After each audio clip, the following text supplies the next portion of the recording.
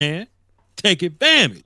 It's Voch Lombardi, Senior Lombardi, John Wick the fourth. Dad had Lombardi as well. Vegan Voch up in here today. John Wick the fifth. Yo, man, we got a Cowboy roundtable today, man. Told y'all we was gonna do it. Told y'all we was gonna keep it going in the off season. Now is mostly the time where you want to have Cowboy opinion because everybody's opinion is all over the place. So, of course, we got guys for the cause or whatever. Voch Lombardi here. We're here with Law Nation. What's cracking, Law? Salute to you, fam. Hey, it's the off season. There's no win-loss record during this time frame. Everybody's 0-0. So that's what I'm loving. I'm loving the fact that right now, all we got to do is just sit back and let Will McClay do his magic. But we can talk about it, though. Yeah, we're going to talk about it. We normally have Foots and Okoye. Foots is in the studio making magic. He'll probably stop in about 5 to 10 minutes or so. So he'll just hop in whenever. And Okoye, his sister is celebrating her birthday, so he's celebrating with her. So salute to the Okoye family. We gonna give him the night off. But me, Law Nation, and Foots in a minute. We gonna rock y'all world, man. We gonna go ahead and line up and get this thing done, man. We got so much to talk about tonight. Just to kind of set your plate a little bit, and then we'll kind of get into it. So plenty of y'all have put the bounty out to the organization to send some assassins John Wick's way. Also, y'all put a little more money into the pool to get Scott Linehan up out the paint.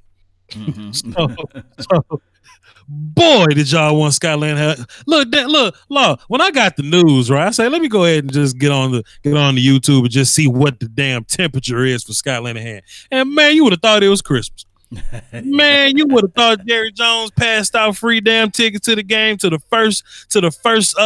caller number 7 or something. Boy, the excitement in the damn chat box when Linehan got kicked up out the paint. And we're gonna talk about that.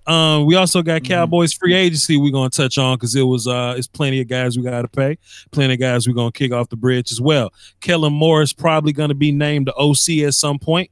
We're going to touch on that. Plus, we got draft, philosophy, draft needs, who you want in the second, third, and fourth rounds. And we'll even get into a few names. I know Law's been watching the highlights with his live crew too, as well. So we'll cross that road when we get there. Law, just wrap up the last 2 weeks or so for the people. What's your thoughts? Well, if I would have told everybody that we was going to win a Super Bowl, we're going to win a playoff game. And then on top of that, we was going to go ultimately to L.A. and play there at the beginning when we was 3-5. Nobody would have believed us, right? Especially we was 0-4 during the preseason. And if I ever said that, I would have been crazy, right? They'd be like, "Oh, Law, you crazy." But expectation changed somehow when we made it to the playoff and we won a freaking playoff game. Expectation done changed. Cowboy Nation done changed. We done folded up like wallets all of a sudden. Everybody saying, I can't stand Law Nation. I can't stand Voch. I can't do this. I can't do that. We don't like the Cowboys and stuff like that. This is what I'm hearing from echoes from those who out there who think that we supposed to win the freaking Super Bowl every year. But when I talk about the philosophy of the team, it's one day at a time. They said, man, we tired of this, Law. We tired of it. We want to win now. But I'm saying this right here is that Will McClay, he worked magic during this time of the season, right? Absolutely. Hey, and then on top of that, although I had my reservations with Scott Linehan, Parahand, however you want to call him, to me personally, it just was not a match that was made to be married to Dak Prescott. Those things just didn't match up well to me. I think that Scott Linehan's strength would be for a quarterback like the Matthew Staffords of the world. Maybe just a Matt Ryan's. But he runs a vertical offense, whereas Dak Prescott, to me, his strong suit is just not that. So by them removing Scott Linehan, by them agreeing mutually to part ways, because I think that he heard the echoes from the fan base, it's a good move to me. Now we got a new wrinkle. We're going to throw in somebody who can identify with Dak Prescott's strengths, minimize his weakness, hopefully whoever it may be, and see if we can get things going in those right directions. But what do you think about what I just said? I'm just starting to not care about what Cowboy fans think.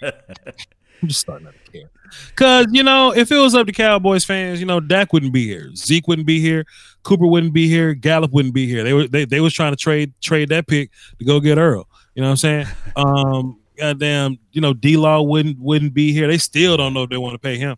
Byron, Layden wouldn't be here. Jalen wouldn't be here. So I'm not going to leave the final notion to Cowboys fans. I trust my front office. You know what I mean?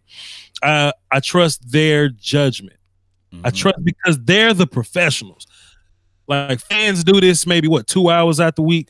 Voch do it 6 hours a day. They do it 24 hours a day, 7 days a week, famo. They eat, breathe, and sleep football. You know what I mean? So I trust those guys over anything.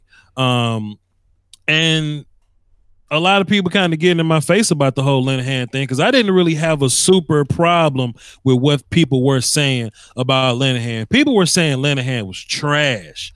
I think we should have played better. You know what I'm saying? Because the evidence is once our team got better, the offense started to look a little better. I just think that just makes sense. That just makes sense. We all of a sudden add an elite player, a wide receiver, then we only lose 2 games after that. You know what I'm saying? And the third being playoff game. I don't think that's bad. Now, if you wanted to kick Linehan off a bridge to improve, I'm not mad at that. But I want to improve. Some people wanted Linehan to be gone because they wanted him gone. I'm not one of those people. I wanted a improvement. So we'll see if Kellen Moore is that guy. I've watched film on Kellen Moore when he was a Boise State kid years ago. Boise State did some nasty stuff on offense, man. So if Kellen is retaining any of that information, then then we'll see what happens. They thrived on making making simple stuff look complicated. I don't know if everybody in the chat box has gotten a chance to look at my latest Cowboy video I got entitled How Can the Cowboys Be More Creative on Offense? I drew one play, but then I showed it to you 9 different times. You know what I mean? I think the Cowboys are going to have to do a lot of that. Just not so much as change the actual scheme, but change the play call. So instead of running, like heavy right 32, we'll run, shift X motion 32 X, keep or something. You know what I mean? Like we'll just change up everything around it, but it'll still be the same concept. Yeah, man. Sticking to a philosophy and just hitting the opposition with that's always will work. To me personally, when I look at what Scott Linehan was calling, it was just for the strong suit of a different type of quarterback. Now they did sprinkle in some things that can help out Dak Prescott towards the latter part of his run there. But like you said, yes, bringing in Amari Cooper helped out tremendously. And let's just go back to what Scott Linehan was working on, right? Sure. With Randy Moss, when he was with the Minnesota Vikings, he was a dominant X receiver. Of course, they had Chris Carter on the opposite side. And then we moving forward with St. Louis Rams. I don't know if those wide receivers were still there, but he basically didn't really have a strong wide receiver core. So who he had out there? They was a little older. You talking about the older Isaac Bruce of the worlds and stuff like that, right? Those cats, they was old. They was like running out there for a paycheck, basically. But when he moved over to the Lions, man, they was nice, right? Yeah. In 2009 to 2013, there was not a wide receiver that's better than a guy named Megatron. There was not an X receiver that's better than him collectively. The guy was just monstering, dogging it out, right? They had Calvin Johnson, Nate Burleson, and Roy Williams, I believe. Right, and it was between that time frame, Roy Williams played so well that he made it to the Pro Bowl, and the Dallas Cowboys gave 2 first-round picks for him, right? Or a first and a third, or something like that.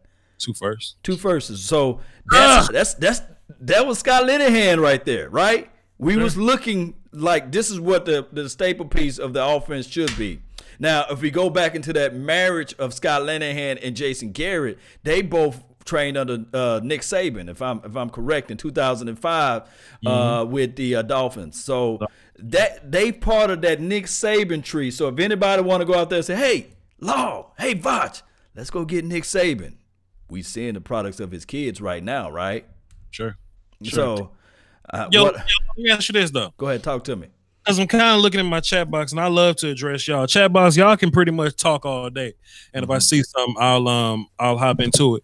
The chat box, they're alluding to the idea that this offense will turn into a pass first offense, and I kind of got two thoughts on that. I don't think that's going to be the case, because at the end of the day, Zeke is still your horse. Zeke is still going to be your guy. But even if we were a pass first offense, I ain't tripping, because first of all, you can be pass first and still not be vertical. You know what I mean? Like, Dak ain't a gunslinger. You know what I mean? But we can still get the ball to Blake Jarwin. We can still get the ball to Zeke. We can still get the ball to Coop and be a pass first offense. I think teams got to start respecting the pass a little bit more, because when they do, Zeke get the fly. You know what I'm saying? Zeke get the fly. So even if we do start the, just do more passing concepts, Dak is a little older now, so it's on his plate to improve at that. I'm with it. I don't mind that. I don't mind that at all. We said all off season before this season that we wanted Dak Prescott to work on what? Stepping up through his throw, passing with better anticipation, reading the defense. That comes with time. People fail to realize, of course, one can argue Troy Aikman get up there and say, oh, accuracy this, accuracy that. But according to the stats and statistics, Dak Prescott is a better passer of the ball than Troy Aikman. If we just want to talk about stats, and I'm not saying that Dak Prescott is accurate than Troy Aikman, but if we just want to talk about stats, if we just put that in a nutshell. So how trash Troy Aikman is, but I'm going to kill Troy. Yeah, I think I read a tweet what you said. I care as much as, but no, that was Nate Newton. That was right. Troy Aikman, Nate Newton, Ian Rappaport. I care about what they say as much as I care about what Ja Rule says. Troy Aikman first 3 years were atrocious, terrible, but they built the squad. They built the line. They gave him help. Damn, Troy Aikman looked different. That's anybody.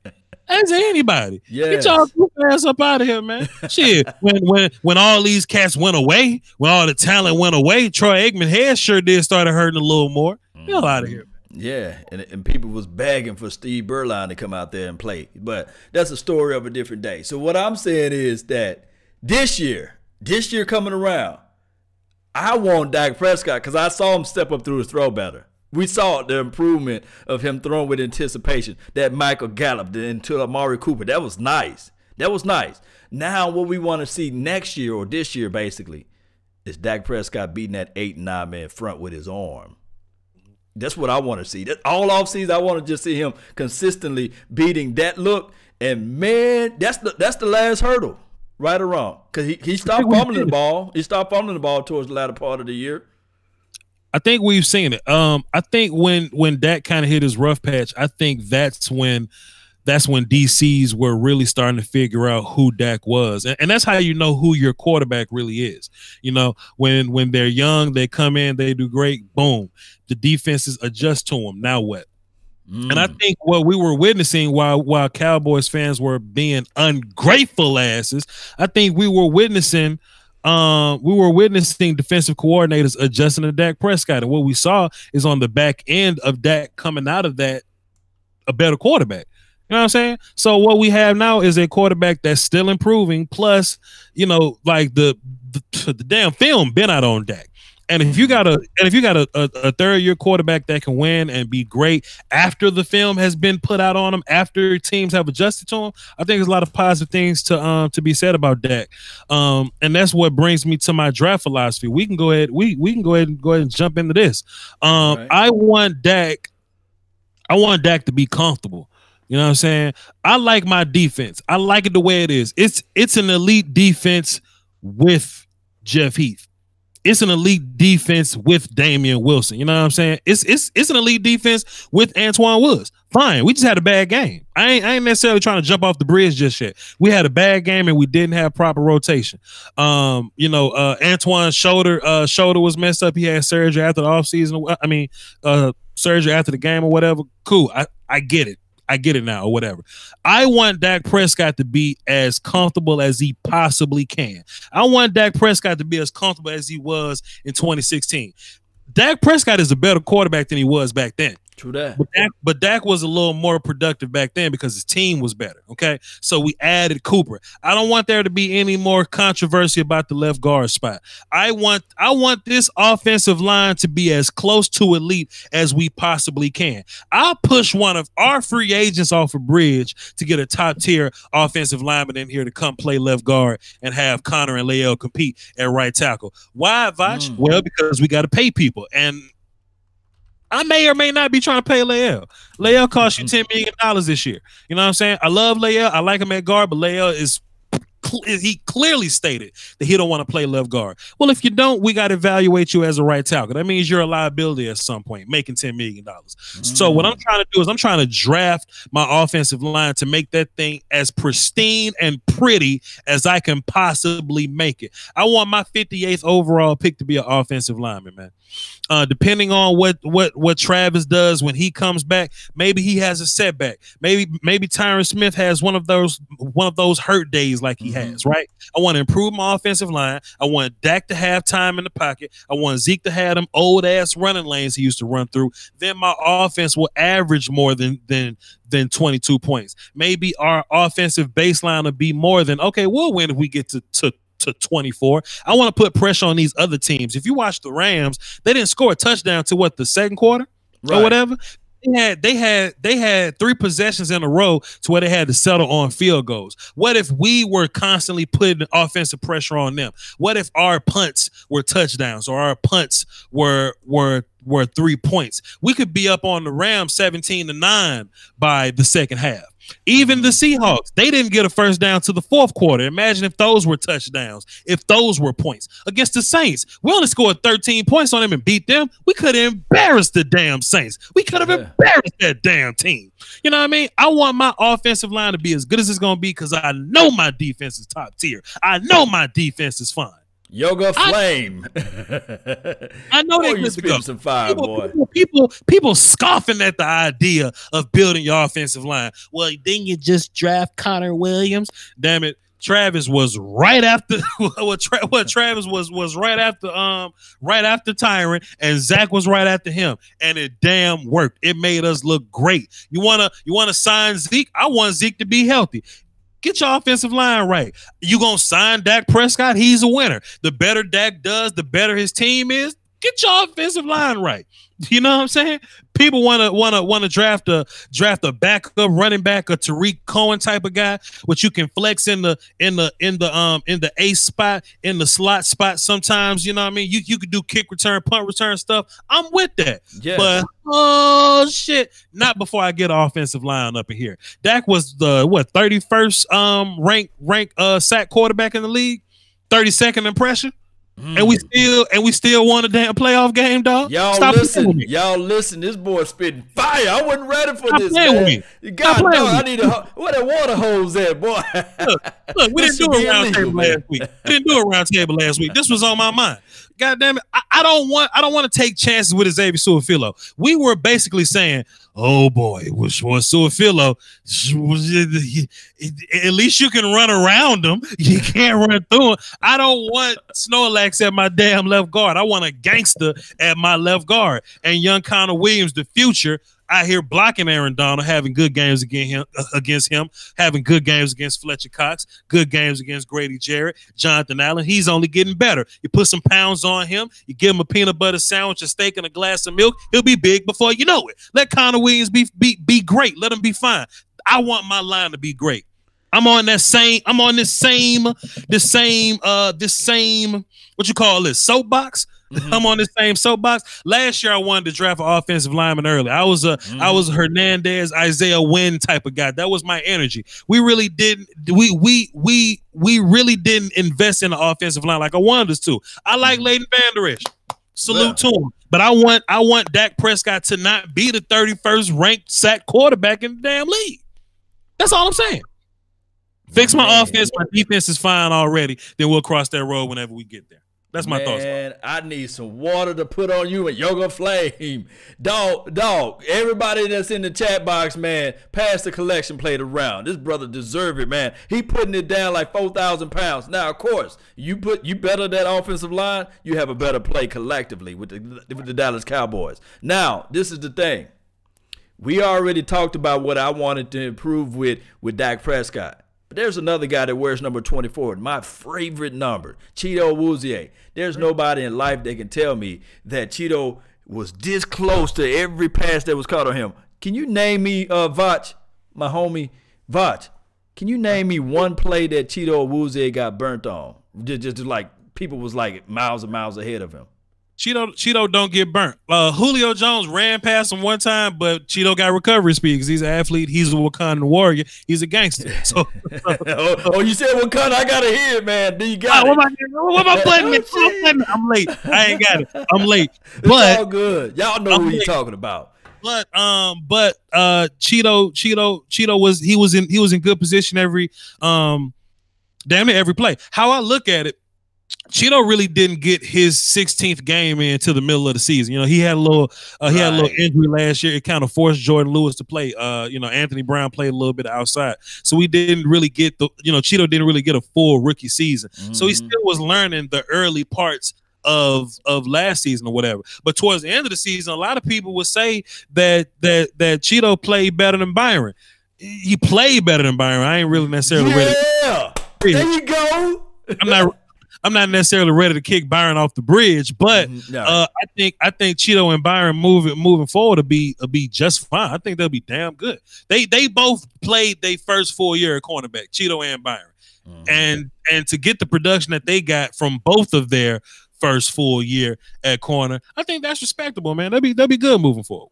Yes, indeed. So I'm with the belief with this thing right here. Cheeto Awuzie, those passes that was this close all of last year, they're going to be this close now. I think that he's going to get his hands inside. Now, if we can just be patient just a little bit with his defense, my only reservation with the defense, we need more takeaways, turnovers, and things like that. And I believe that this was their first year with Chris Richard. Second year, we should see improvement in that particular category. They was horrible the previous year in 2017. They was ranked. I know you got a brilliant chat box, man. Somebody can pull up this record or stat.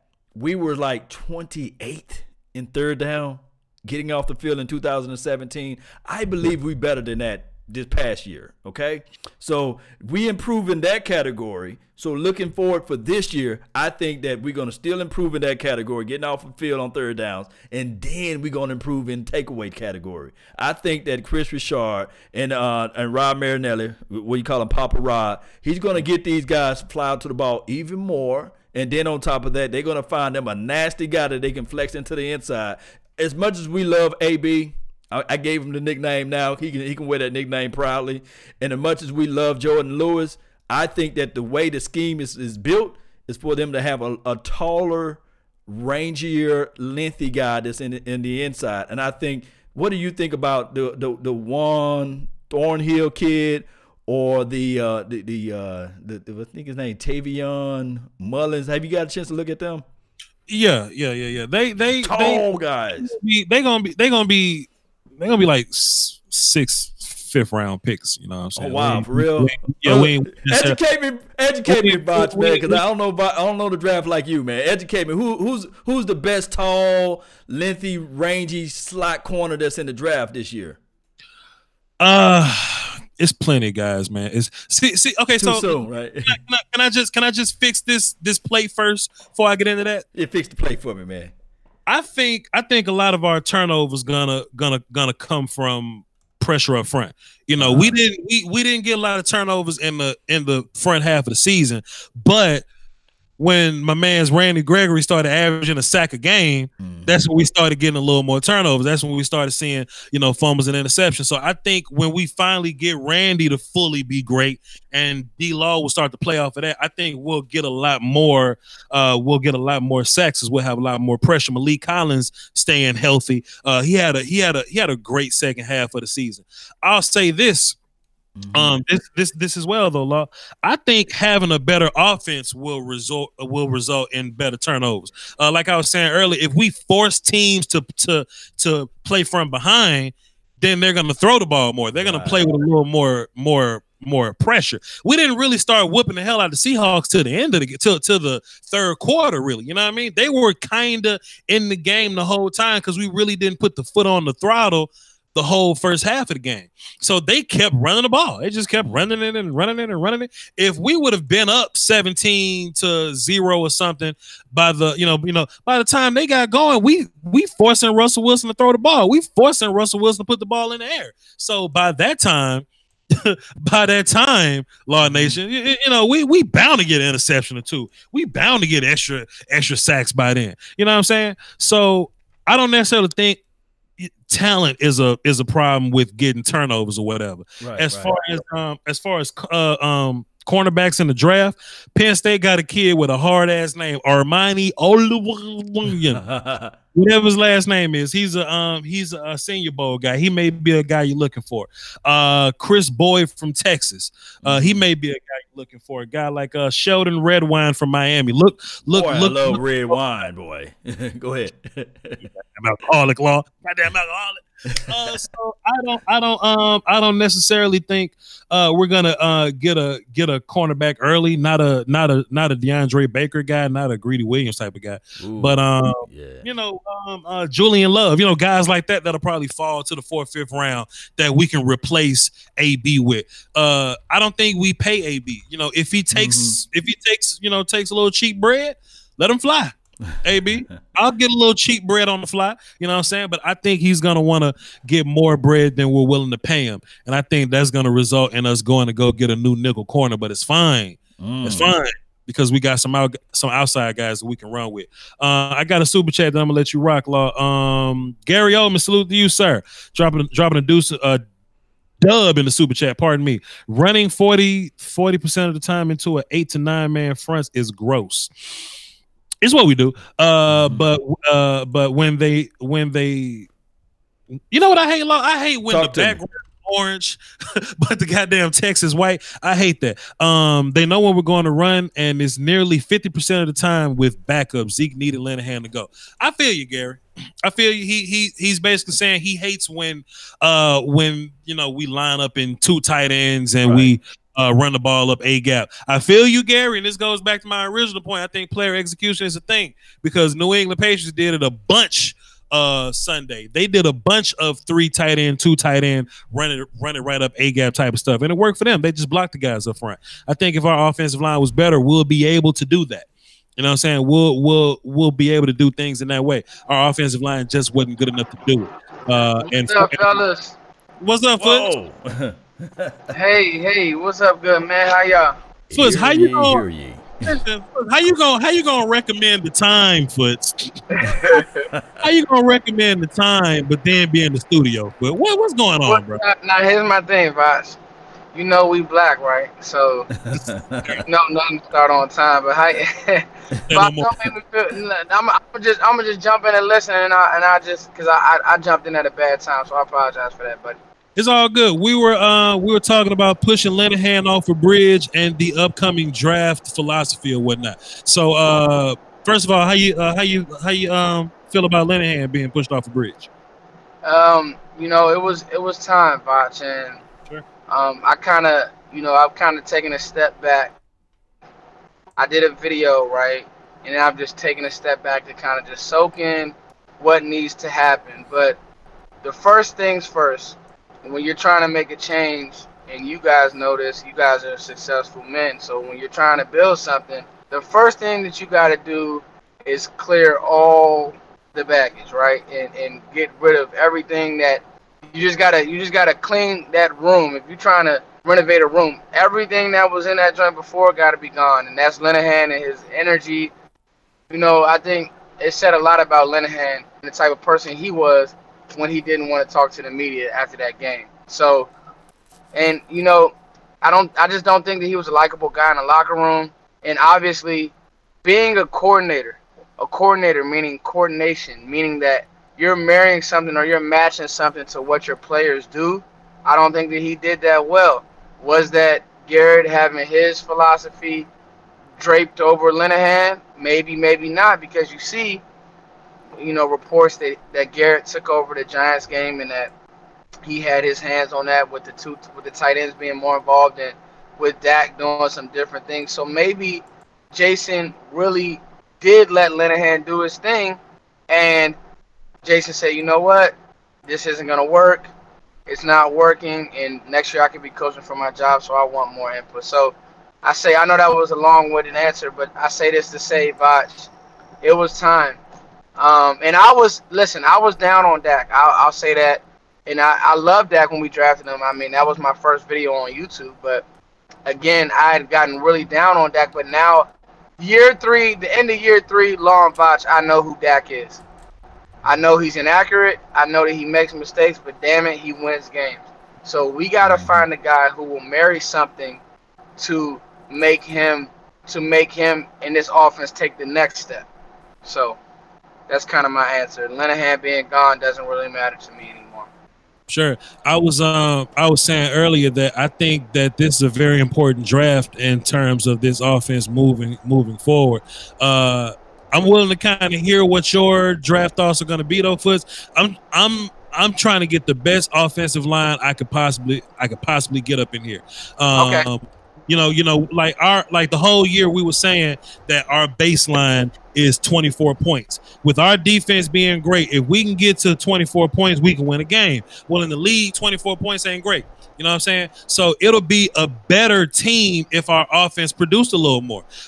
If Dak had 2016 offensive line pass pro, if Zeke had 2016 offensive line run lanes to run through, if we're gonna pay Dak and if we're gonna pay Zeke, I know that this defense can be elite with Jeff Heath. I know that this defense can be elite with Antoine Woods and Damian Wilson. I'm not necessarily running to fix those spots. If you want to add some depth to D-line, I'm with you, but I want to put our premium picks in the offensive line because that's really where we lack the most. That's you know, like Dak. Look, bro, like we added Cooper. We definitely needed talent there, and then we only lost 2 games with him once we had him. And we did all that, won a damn playoff game, and Dak was the 31st most sacked quarterback in the league. I think if we fix that number, the offense will look better as a whole. That was my whole point. What's your thoughts on that? Hey, Foots, before you rock and roll with that, let me know your philosophy, man. And I love philosophizing. You know, are you a best player available guy, or you a draft by team needs, or you like, hey, whatever's just out there, we do a little mixture of both. Well, let me know, man. Talk to me. Hey, I'm glad that you asked that, Voch. Law, can you guys hear me? Oh, yeah. Foot's about to go in the room. Foot's about to get a glass of water and go. Yeah. Hey, I love y'all, man, because y'all let me. This is so organic. So yeah, well, let's rock. I'm glad that you asked that, Law. I am 100% best player available. I will never, and that's obviously you stack your board. So a lot of people don't like, obviously. But like what if tags are touching and you need a defensive end, but you're looking at Alexander Madison, or you need an offensive lineman, and you got Alexander Madison. That's a nasty. I'm talking about a nasty running back for the Boise, and I trust me, I got my picks on Boise, but. If the tag touches, do you go with the offensive lineman, or do you say, I already got Ezekiel Elliott, so I'm going to pass up on Alexander? Mm-hmm. That's a great question, Law. If tags are touching, then I will. Okay, so if tags are touching, I will go need. If tags are touching. Okay. But you have to go.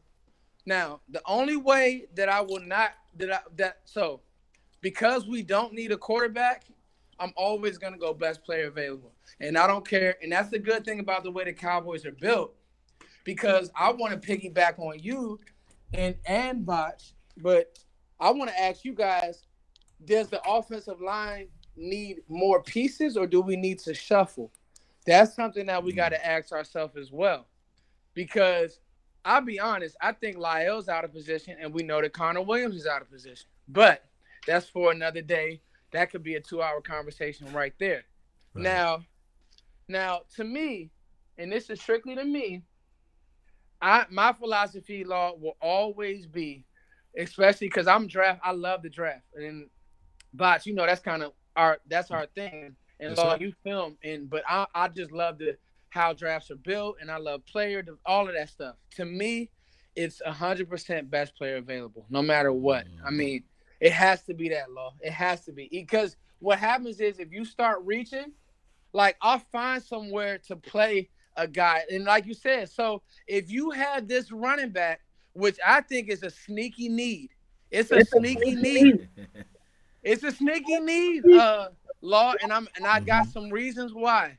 It's a very sneaky need. If you have this running back graded way higher than this lineman who may need development and you're making these projections, I'm drafting a running back in the second round. You have Ezekiel Elliott. Why would you do that? Listen, this offense could use a scat, could use a back that maybe you could put him in a slot. Maybe you could do some things. You can – I don't want – like, it's getting to the point to where we relied on Zeke so much that our offense didn't look the same without him, right? Yeah.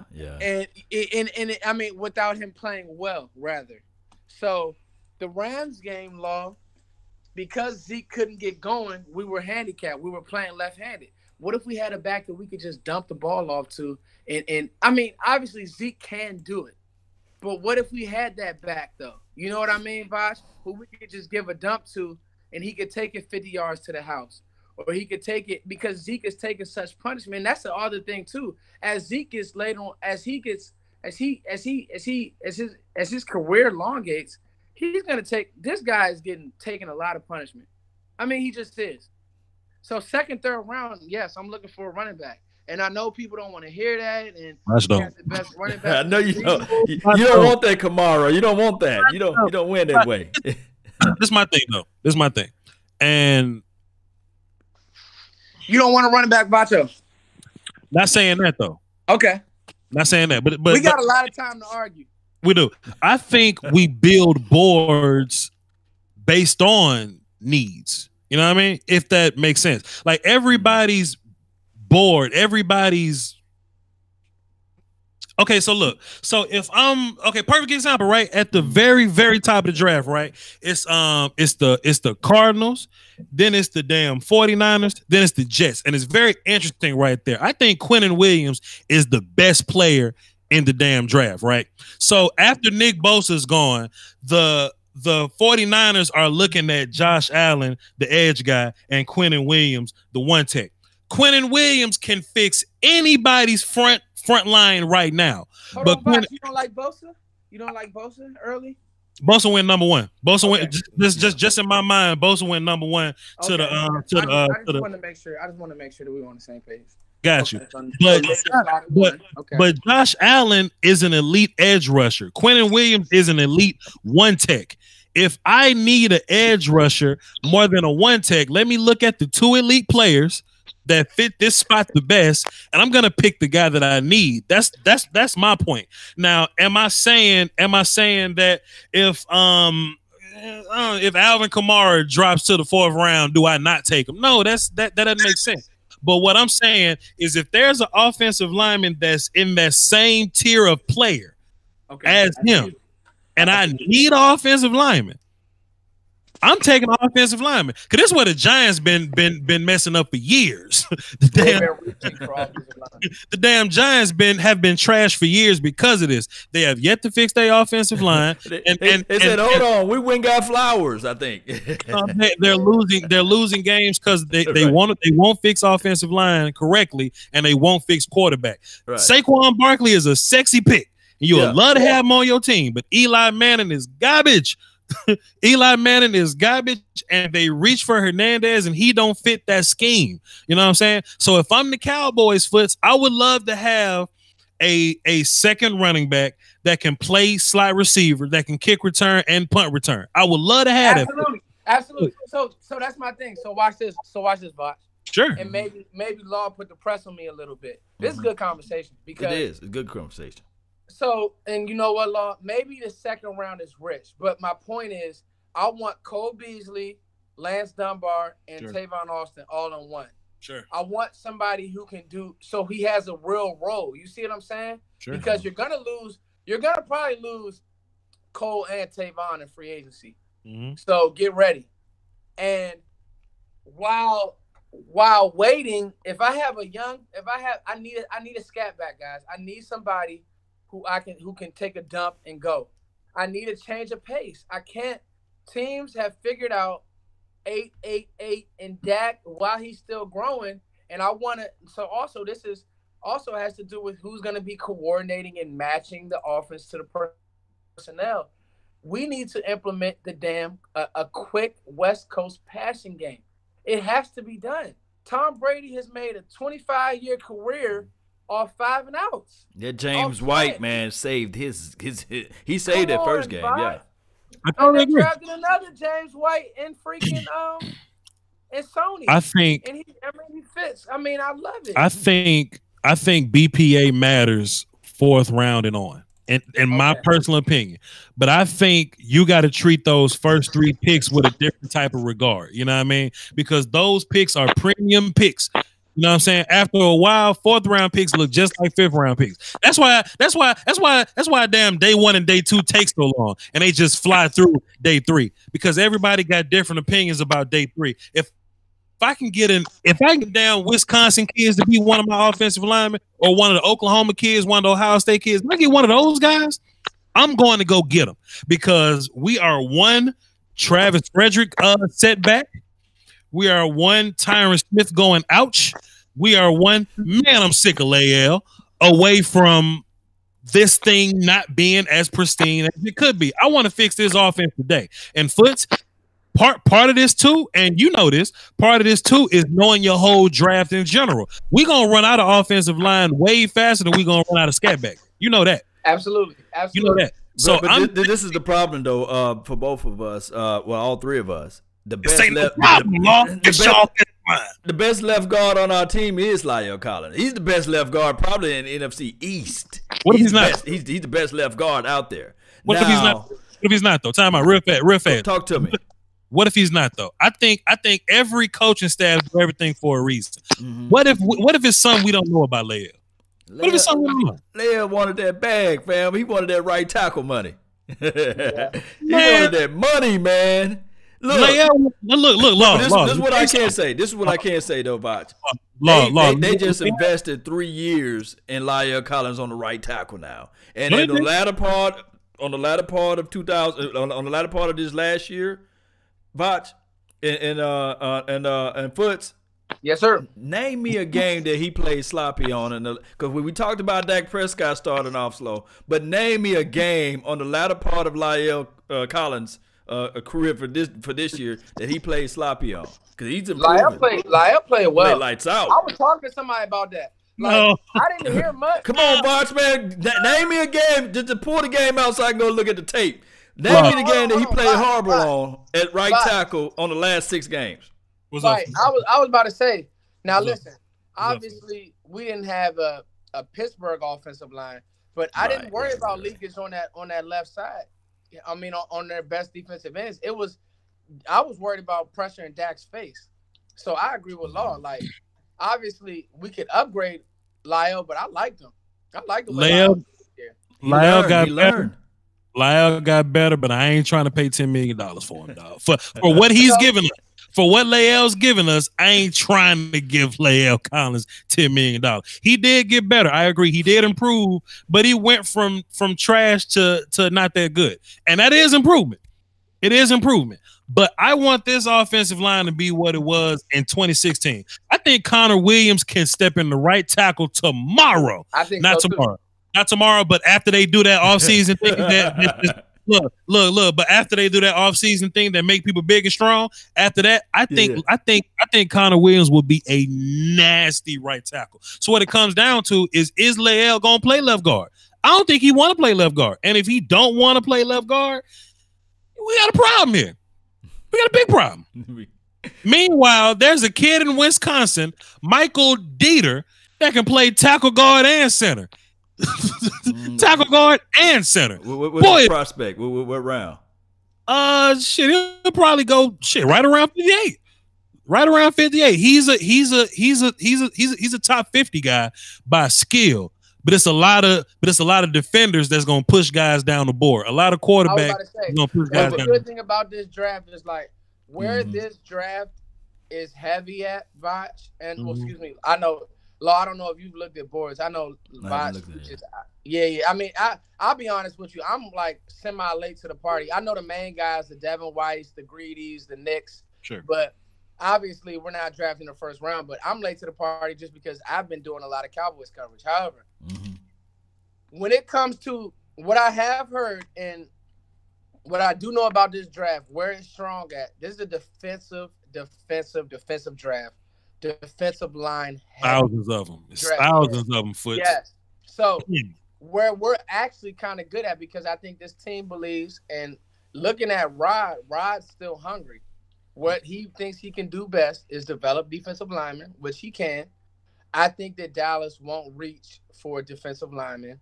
Where this draft is light, but what I don't think teams will be targeting is offensive linemen.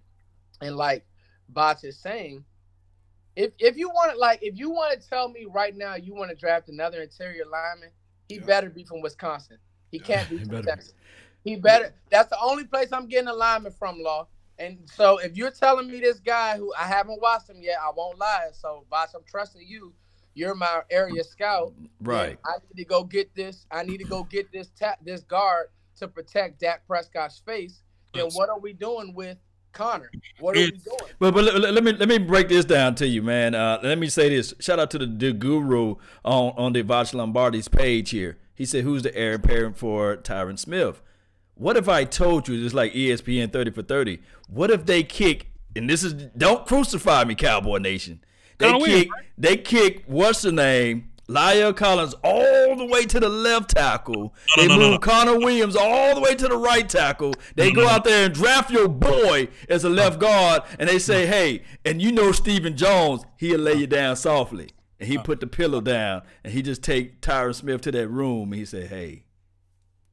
If we're going to keep listen, Law, if we're going to keep La'el Collins, keep him on the right side. La'el got a problem with new shit. Every time something new happens, La'el fall off a little bit. If anything, Connor Williams is your left tackle. If anything happens to Tyron Smith. But like I was saying with the offensive line, Foots, it's 4 lines you can watch as a whole. You can watch the whole Oklahoma, Wisconsin, Alabama, and Ohio State line. You watch those lines, all those lines got 2 to 3 guys coming out, and they all can play. They all can play. Absolutely. I will take any of those, and it's plenty of them. Plenty of them going to be in the Senior Bowl. Elgin Jenkins, Garrett Bradbury, Ross Pierschenbacher, the kid with the long last name from Alabama, the kid that plays center. If you got a problem with Travis Frederick, he can also play guard. Michael Dieter can play tackle, guard, and center. It's plenty of offensive linemen, Foots, and it's hard to find offensive line in the league. It's plenty of them in this draft, man. I'm trying to get one of them kids, man. Michael Jordan, a kid named Michael Jordan from Ohio State. You can't drop a kid named Michael. Let me he spell it like Michael Jordan. He spell everything the exact same way. Hell yeah. Go ahead, Foots. Let me ask the panel this, guys. All right, so we're in our pre-draft meeting. If, let's say, a team gets desperate and you say, you know what? I entertain a trade for Tyron Smith. Give me a 1. Nope.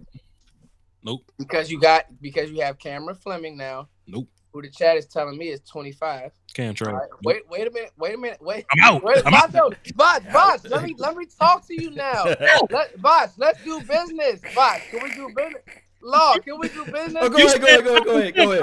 You said my 28-year-old Pro Bowl left tackle. No. Hey, they already gave me my lashes. Hey. They crucified me a little bit over here for making that statement. So go ahead and help me out. Get me off the ledge, Foots. Help me out. Here we go. Watch this, guys. All right, listen. All right. Jerry Jones does not like watching a first round go by. He is going to be going crazy in that draft room, not having a first round pick. I'm telling you now, and you know what? We got Amari Cooper, and I on my channel, I said that was a great pick. I knew that Amari Cooper would do what he did. He's been amazing. He now opens up things for Gallup, all of it. But Tyron Smith, back issues, not really the same player. Let's say a New York Giants calls you, or somebody, not even the Giants. Let's say a team calls you and says, I'll give you a 1 for Tyron Smith. Oh, wait. And a 4. So now You can do some shuffling on your line, right? I like what the chat is saying. Maybe Tampa Bay wants to do something. I don't. No. Wait a minute, Vacho. Whoa. Let me, Voch. I'm a wheeler and dealer. Let me talk to you for a second. So now, now we can, because we do have Xavier Suafilo. Mm-hmm. When Cam Fleming played, he did not play bad. Voch, I know you are the offensive line guru, but I don't want to hear that. And Law is right. That dog allowed Collins play good at right guard, man. Seriously. Left guard, yeah. Left guard, excuse me. Left tackle. Right tackle, damn it. Lyle played good, man. Yeah. So what if we do some shuffling and now we got our first round pick? Maybe we get our safety. Maybe we get Jeff Heath, who took that bait, and get him back to just playing special teams. I'm just making you think. That's it. No. I don't want to get rid of my 28-year-old demigod of a left tackle for okay, so even if you had a first round in this draft, okay, I ain't trying to get none of these first rounders in. You're gonna have to give me Quentin Williams. You're gonna have to give me one of them gangsters or whatever. Oh, Voch, I like my safety from Washington. I like give me the name. Taylor Rapp. He cool, but Foots. There, look, I would rather have Tyron Smith and Jeff Heath than damn Taylor Rapp and Cam Fleming. Are you smoking? Foots? Dude. Okay, Foots. So look, I want my offensive line to be elite. You want our O-line to have three guys that say, "Oh, they played pretty good down the stretch." I don't want pretty good down the stretch. I want Dak to not be the 31st ranked sack quarterback no more. That's what I want. Out of the 31st ranked sack quarterback, somebody in the chat box. Go ahead. My bad, fam. Shit, Chaz Green only had one bad game. well, hold on. I think that Byron Bell just tarnished that image, and what we saw out of Cam Fleming, we was like, hey, anything is better than what Byron Bell exhibit. But I think I saw a stat out there, and I can't find it, but it was out there that Tyron Smith gave up the most pressures as it relates to left tackle in the NFC. So I'm not reading pause right now. I'm not reading PFF. I watch film. And, it was from PFF. Yeah. I don't watch them. I see Tyron Smith hold every now and then, but I see Tyron Smith keep people exactly where the hell they at. I see. Okay, so watch this. Everybody in the chat box who calls me crazy, get ready for when the mothership, when they talk about trading Tyron Smith. I don't want none of y'all to come in here and say, "Oh, that's a good idea." All I'm saying is, no, I trust Voch over PFF, Swaggy D. They're not credible. Voch knows his stuff. We all know our stuff. But trust and believe, when you're in these draft rooms, they're having conversations like this. You got to stay younger. You got to flip. Everybody looks at the Patriots when they trade somebody who's just about to be done, and they flip them for a one. They do it all the time. They do it all the time. Am I lying, Voch? Give me that. The Patriots do it all the time. You not lying, but we ain't them. You ain't lying, but we ain't them, and we ain't got. No, I agree. I'm just saying. And the only reason why we not like the Patriots, I think that the other teams be looking at Jerry, be like, he got something slick up his sleeve. We ain't gonna give him that. No, they asking for a first. No, we ain't gonna give him that. They asking for a second. No, we ain't gonna give him that. We ain't gonna be on the headline news. So let me ask y'all this, just real quick. Jerry Jones sitting and watching that first round. Trust me. All right, that's all I'm saying. He does not want to watch that first round just go by. So, but this is the thing. He may not watch that first round go by, but let me just pull up this right quick. I'm looking at these free agencies. You know, the free agent is right before the draft. So what Jerry might do, he might say, okay, there's a what we need. Defensive tackle. There's a Sheldon Richardson's out there. There's a Trent Brown out there, offensive tackle. There's a Landon Collins out there. There's some big name guys that they might go out there. A D Ford, although I don't think he'd fit for a 4-3. There's a Le'Veon Bell. There's a Kareem Hunt. There's a Frank Clark. So there's people out there that Jerry Jones can finesse that thing and still make headline news before this draft begins. Law, you know that ain't us, dog. And you know we got a lot of people we got to pay already. That's going to be our headline. That's going to be our headline, signing D-Law. Foots, Yo, Foots, let me say this. I feel you on trying to move around, trying to make things shake, bro. But I ain't necessarily trying to give up anything to go get something else, especially not in this draft. And Foots, you being draft guy, you understand the sentence I'm about to say, because it may not make sense to both, but to most. But you could be more excited about your second and third round picks than your first round pick. Because with your first round pick, you may be in a situation where you may not want to draft somebody that's there. You know what I mean? But you feel good about the value you got in the second and third. Hell, we got Connor in the second and Gallup in the third. You know what I'm saying? What I don't want to do is I don't want to give up a piece I'm sure about. If Tyron Smith is on this team, he's our starting left tackle. There's no question mark about it. Ain't no competition. If we trade him, we got another question mark. I don't want to add question marks. You see what I'm saying? Damn, Voch, you're a genius, man. You just recalled my mind, because me and Foots, we was happy about Xavier Woods. We was happy about Jordan Lewis. We was okay with Taco. So you're right. Voch, damn, you smart, man. Well, here's the deal. Here's the deal too. I think that a lot of Cowboys fans have to understand how the draft works and exactly what Voch is saying. There's only 20 first-round grades in every draft. Like 20 guys who you're gonna plug.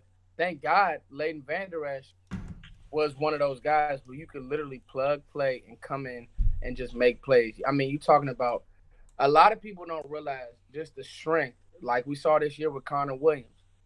The strength, more or less, this is really a grown man sport. So just the strength that you have to play with, a lot of these guys really don't just come in and have the NFL strength, let alone being able to manage a playbook, being able to play fast, being able to play and not think. So I agree with you there, Voch. If there's a guy who may have slipped through the cracks, all right, let me ask you this, Voch. You see your guy sitting there at pick 40, right? And you want to skate up to get that guard that you want. You want a guard, right? Yes, sir. Okay. How do you skate up? What are you doing? Foots don't want to, man. Foots don't, because I think I like so many guards this draft. Think about this, like even last year, right? We was thinking about trading up to go get Derwin James or something. Like would you give up Michael Gallup to go get Derwin James over Vander Esch? Yeah. I'm like, I wouldn't. You know what I'm saying? I think I wouldn't. I think, and I love Derwin James. I think this team is so good at drafting. I think a 4th round pick for us is more valuable for us than somebody else. That's just my opinion. That's just my opinion. You know what I'm saying? So some teams may give up thirds to move around, and that's fine for y'all. You know what I'm saying? But our 3rd round picks, our 2nd round picks in the last few years have been, you know what I'm saying, guys that help us win. Have been Jordan Lewis, Michael Gallup. Who was 3rd round before that? Can't remember whatever. But our guys, we draft well. We straight. You know what I'm saying? So Malik Collins was our 3rd round before that. So Malik, Gallup, Jordan Lewis, those are guys that have played pivotal points of our, pivotal spots on our team. And I ain't trying to get rid of them to get a little better. So with this draft, me knowing the board or whatever, it's plenty guards I know that that will be there by the time we draft or whatever. Hey, Mike. What's up, bro? Lord. What is love affair with Andy Isabella? Say again. Brian Broaders like him. I mean, the damn 105.3 crew like him. So whoever they like, it just turned into a love affair. Nazir Adderley from Delaware getting a lot of love too because they like him, and they are good players. But Andy Isabella probably gonna be like a 6th round pick, man, 7th round pick. And looking at his highlights, I'm looking at Ryan Switzer all over again. If you look at Ryan Switzer, if you look at Andy, and I know that a lot of people are gonna look at it now and be like, "Oh, what you talking about, Law?" I'm saying the same thing. You know, I was so hyped about Switzer as well as this Andy Isabella, same person. Those guys, you really have to have a plan. You do. I mean, I like him. I've seen him play, but he's one of those guys that, again, you know, in the league, especially year one, Ryan Switzer, the game was fast for him. You know, he looks decent in Pittsburgh, but he's not like a real piece over there. I mean, he's a special teams guy. Sure. You can't put, you know, anything around that. You just can't. You see that we have to win with the real number one on the outside. Now Gallup is a real two. Frankly, I'm not really concerned with who's in the slot. I'm more so, you could plug a slot guy, but I'm with you, Voch. If we want to protect Dak's face, that's fine. But find me that guy who I can plug and play. He needs to be from Wisconsin. He needs to be from Iowa. I don't want any more tackles from Texas. I know they look good playing against those defenses, but I don't want any more offensive linemen from Texas. I'm sorry. I love Connor Williams. They just making him play guard. But I feel you on that. You want somebody top tier. If they're gonna step in, you want a day one step in and play guy. I feel you on that. I want to plug and play. I'm with you on that. Yeah, Iowa offensive linemen. They breed them over there, you know. Mm-hmm. Wisconsin the same way, you know. But I don't want a guy where I gotta. Oh, he needs to get stronger and this, that, and the third. No. So let's run this then, Foots. Let's go ahead and get this started. Second round, what you looking for? Second round. I mean, it's tough. You can go interior lineman. I don't. It's what Foots looking for and what the Cowboys would do. Mm-hmm. The Cowboys. Give me both. Give you both? Mm-hmm. I like this TJ Hawkinson. I don't know if he'll be there. He's going to be gone. Oh, he'll be gone, Voch. That's who I want. Cowboys fans, get ready. You talking about Jason Witten, who can jump, who can freaking block, who will stone you. I mean, he's a football player. I like him better than Noah Fant. I'm serious. Just because he's more well-rounded, Voch. What do you think? He's absolutely more well-rounded. See, thing about Noah Fant is that he's gonna run faster than everybody else, and that's, you can definitely use that too. But what we do, you know, we definitely need a guy that can block. And TJ can run. TJ can run. He just ain't gonna run faster than everybody. TJ can catch. He's also football smart with his option routes too, though, Foots. You know how Jason Witten was a master at that little hitch option joint that he does that always got, you know, the little first down option or whatever, that little thing. TJ's good at those type of plays, and we see guys like Blake Jarwin kind of miss on that or make the wrong read. Swaim has made the wrong read. Hell, Rico then got Rico that had the ball thrown to him and he wasn't even looking. You know what I'm saying? But TJ is a smart football player, and I think he's a Garrett guy too, football smart. So well, I like. What about Jay Sternberger? That guy and Irv Smith. No. See, all right. Here's the problem with both of those guys. Here's the problem with both of them. I like TJ for one reason, and I think Voch hit it on the head. TJ is a freaking mauler when it comes to as a blocker. Law. Yeah, exactly. It's more or less his demeanor. Schultz had it, but TJ has it times 10. And like I said, I want an Iowa kid because they think different when it comes to the way that they play football, right? And so. And it goes back to what Voch is saying. Is he a Garrett guy? Oh yeah. Like you can use him in line and you won't have to worry about those ends, you know, blowing up the play. I like Noah Fant, but somebody said it in the comment section. I mean, Noah Fant's kind of a pretty boy. He's kind of a, you know, what's my boy from the Giants where he's kind of like an extended receiver, more or less. And he can run. He can run. He can run. He run past corners, Foots. He run past the corners, Foots. Oh, that's your slide receiver right there. That's your slide receiver. He can run. But my biggest thing is, again, I'm looking for it because the thing I like about TJ is while he can play in line, he's not lost as a receiver. Like he still has some wiggle as a receiver, and he could jump. He's not as fast as Noah Fant. He's not as polished as a receiver as Noah Fant, but he could jump, Law. Like I've seen him high point balls, and I'm just kind of like, okay, this guy really is the real deal. So let me ask you this, and if this is hypothetical, if you have DK Metcalf right there, and you have that guy that you're talking about, TJ, who will you go with and why? Oh, TJ, it's not even a question.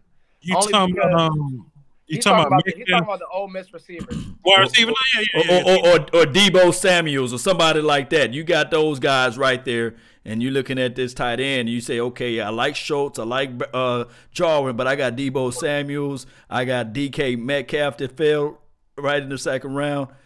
See, Law, let me say okay, so hold on, Foot, let me say this. Hockenson is a first-round pick. Yeah. Samuels and Metcalf have fan bases that kind of hype them up. Yeah, they're not ready. It ain't the same. Yeah, they're not. Okay. Yeah, especially like with their route running and them being able to get off an NFL jam and really being able to separate and footwork wise, it's not even comparable. Again, I'm looking for somebody. That's where, you know what? He's already better than Dalton Schultz and Jarwin because he's more polished. And that's where if he falls a little bit, maybe I will pull the trigger on this player. I mean, I'm serious. I will go to war for TJ Hockenson. I'm serious. He jumps to me, Voch. That's my pet cat, Law. He jumps off film to me because I don't have to put him in the weight room. Again, I'm gonna look him up tonight. TJ, what's his name? TJ Hockenson. H-O-C-K-E-N-S-S-O-N. I'm looking But him up. Voch know about him. Voch like him. I know he do. He don't like him more than Noah. Now you know I'm not gonna ask Voch this question. I'm gonna ask you. What's his comparable? Who is his comparable? I hate comparisons. I know Voch, he don't do comparable. Okay, I got one. George Kittle. And watch this. People really? aren't gonna like this. People aren't gonna like this. George Kittle. People aren't gonna like this, but he is a shorter. And get ready for this. Do not jump off the screen. But he's a shorter Gronk. Because he's a shorter Gronk, and I'm gonna tell you why. People who have really paid attention to the Patriots this year, the Patriots have used Gronk more as an inline blocker, and as a really, you know what I mean, Voch? He's a shorter Gronk. TJ Hockenson. What's his height? Right now. What's his measurables? What's his height? Somebody put that in the chat box. 6'4". He's 6'4". Yeah. Okay. He's 6'4". He's a great player, man. He really is. Fantastic. If you look at Mel Kiper's mock draft, Fant wasn't even a first round pick, but Hockenson went like 17 or something. And I get it. I totally get it. Yeah, absolutely. I don't know about that, man. You know what? I don't really buy into Mel Kiper, but if he put you on the radar, then you gone. Peep this out. If you had to pick out of George Kittle or what's my man's name in New York, the Giants guy, tight end, the Giants. Oh, you're talking about inline receiver, Mississippi. Yeah, tight end. Law, what's his name, man? The tight end from the Giants, bro. I hate that. He's a receiver, really. Yeah. But Ingram. Yeah. Ingram. Fant is more like Ingram, and Hockenson is more like Kittle. Nasty ass blocker, pretty good size or whatever.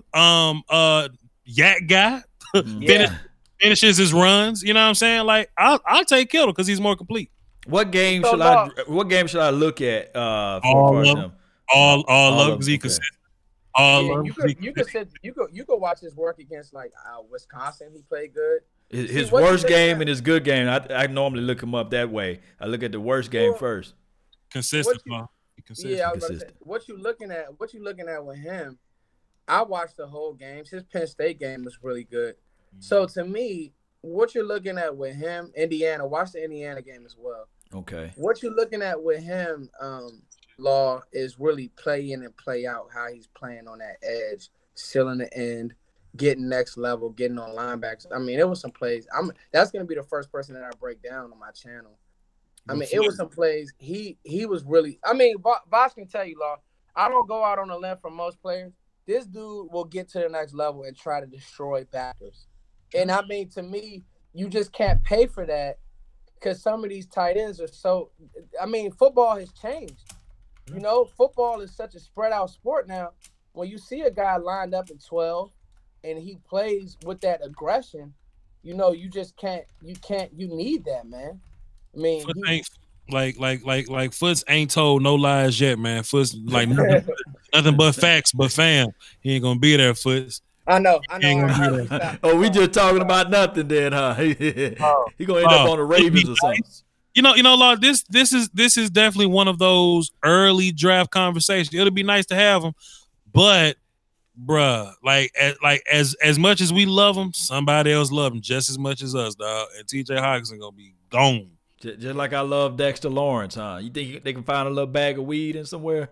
Nope. Oh, Dexter Lawrence gone. I'll tell you that now. But but look, this is my thing though. There are guys that can play. Right. But my problem is if I wouldn't want to draft a guy if they can't be better than Blake Jarwin. You know what I'm saying? Oh, okay. Blake is fine. And if I'm gonna draft a tight end, I need him to be better than Blake Jarwin. That's a great point, Law. I mean, Voch, that's a great point. It is. Because Blake came on, but I don't like Blake in line, and I don't like him. I agree. Sure. And then seeing Blake and Dalton Schultz as first year players, what they was able to give us at the end of the their first year playing, give them a little bit of peanut butter, glass of milk, a dumbbell or whatever, and they gonna grow up and be big and strong too. And I think both those guys will be even better next year. So I'm not really ready to reach for a tight end. I said on my last live stream, if I can have the 2016 Dallas offensive line, I'll play with Blake Jarwin and Dalton Schultz. Just my opinion. No, I'm not mad at you. I'm not mad at you with that, Voch. I'm just he's my pet cat, but you're right. I mean, everybody's gonna jump on him. He's gonna throw the bench up probably 30 times. Yeah, he's gonna kill it. So they'll jump on him. All right, so guys, what position? You put me on TV. Now I'm gonna put you on TV. What position? Rank your positions in the second round. All right. Is it interior lineman? Is it tight end? Rank your positions, Voch, where you just say, I'm going there, especially if it's best player available as well. Law, you throwing in receiver, and I'm not mad at that. I think that Gallup is my 2, but what do you want to do there? At 58, I want nothing but an offensive lineman, and whether the best offensive lineman you can give me at 58. Now, when we get to the third round, we can have a conversation. Man, I would love to have a Tariq Cohen type of guy, but when I look at my receivers, they all over 6 foot. B as soon as B's walk out the door, as soon as B's clean his locker out, all my receivers gonna be over 6 foot, and I think that says a lot about where we're trying to move at the receiver position. They're all nuanced route runners. They're all that. So when I'm looking at my second pick, I think it's going to be a lot of defensive tackles there. I don't need an edge player. We got 4 of them that I feel good about. Right.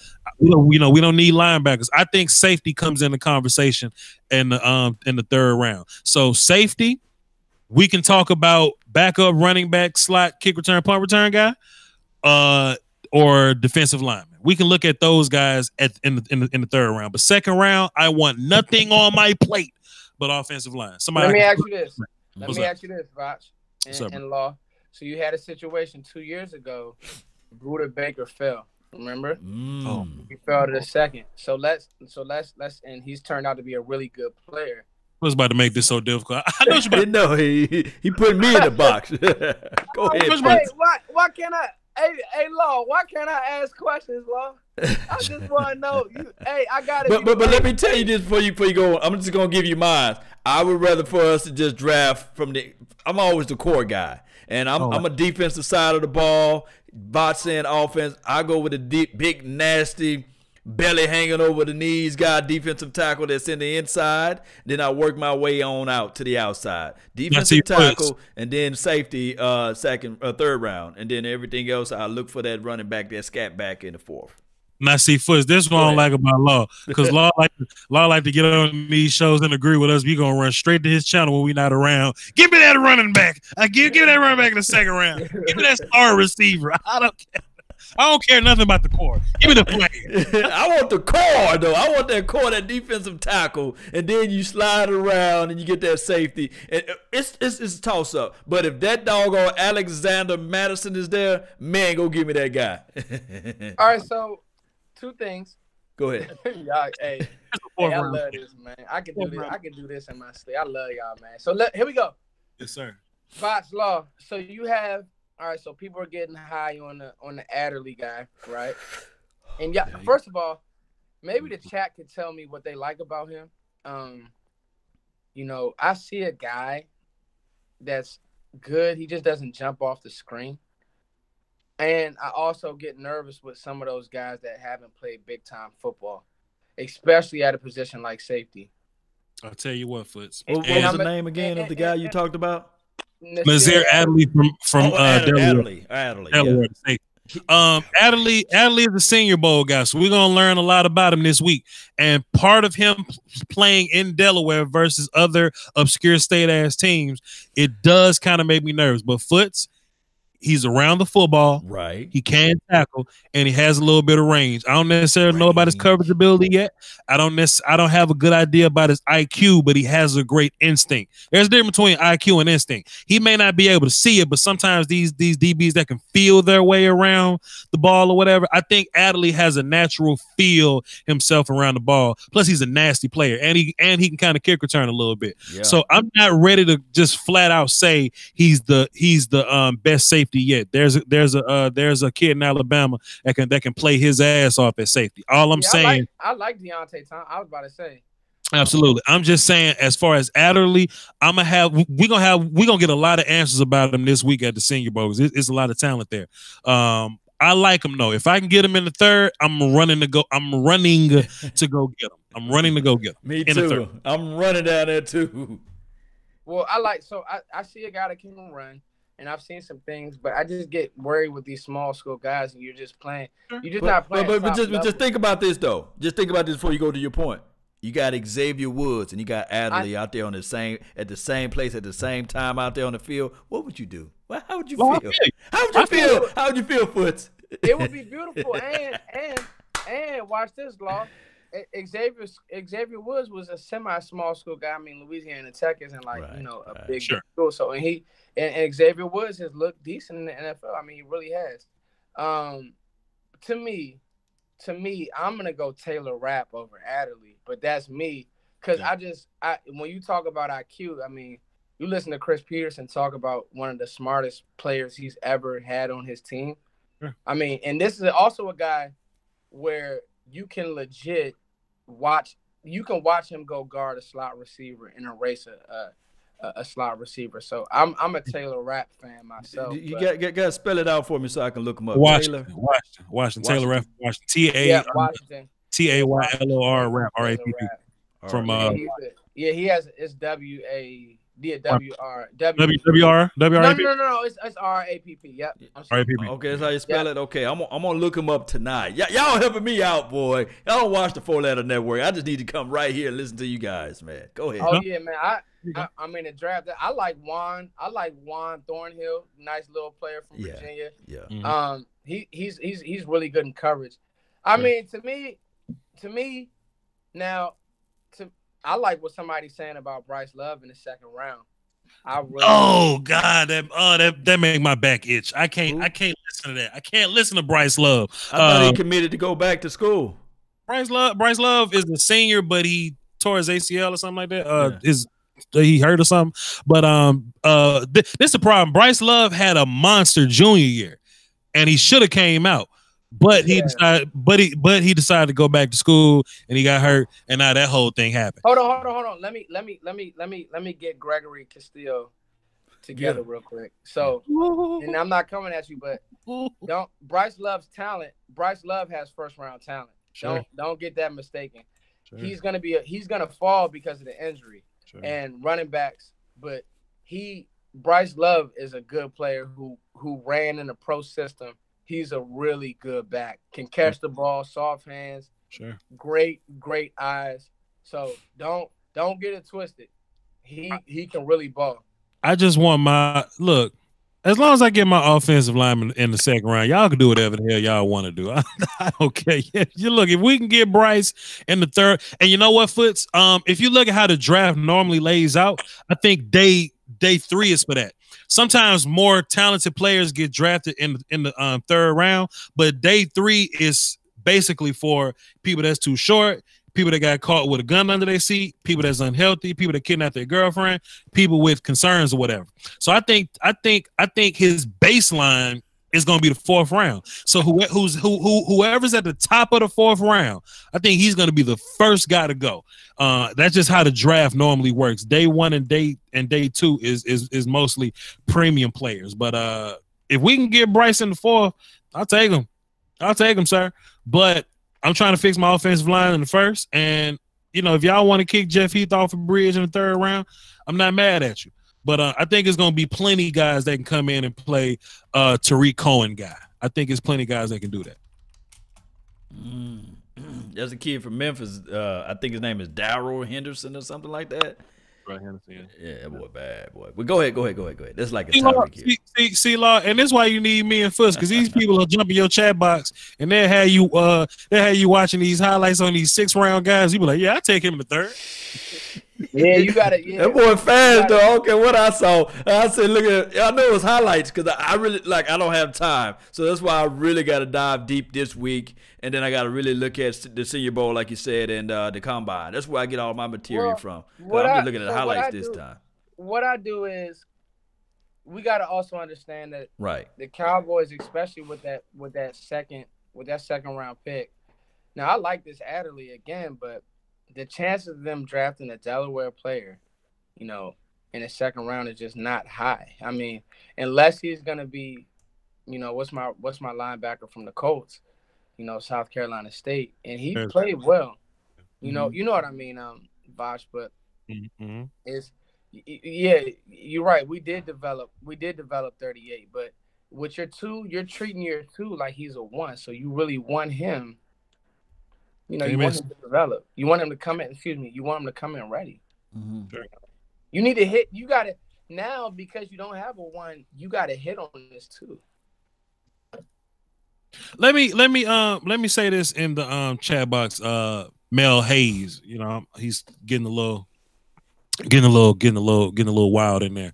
My comment about guys that fall to day 3, short guys, gun under the sea guys, character issue guys, right?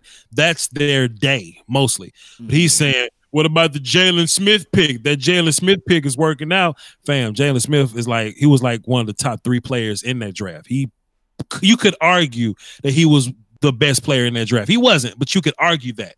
You know what I mean?